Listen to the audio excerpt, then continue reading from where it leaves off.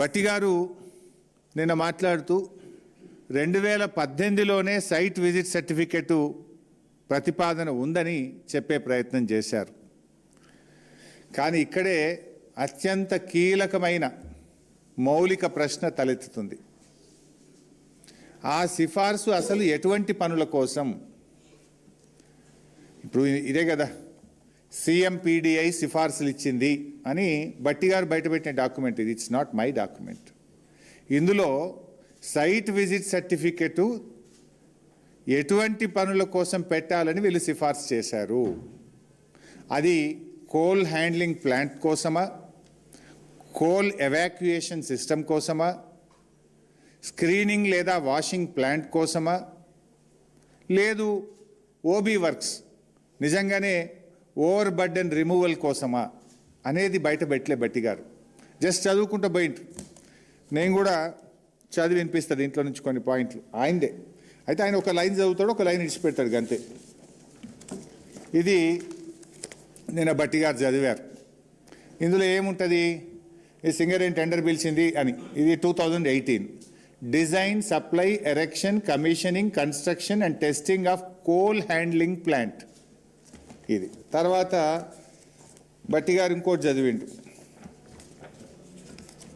ఇది టెండర్ దేనికోసం పిలిచిండ్రు? Design, supply, erection, commissioning, construction and testing of CHP at RGOC3.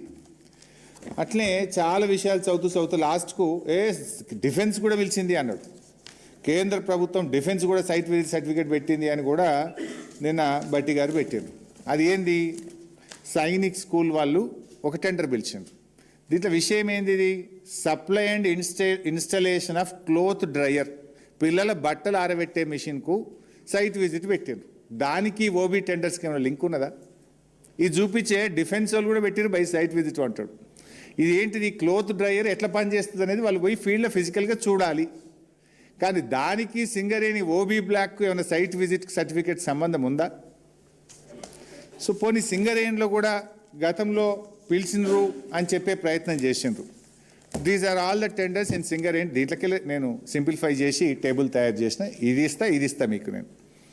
దీంట్లో ఎక్కడన్నా ఓబీ వర్క్కు BRS హయాములో సైట్ విజిట్ సర్టిఫికెట్ పెట్టారా?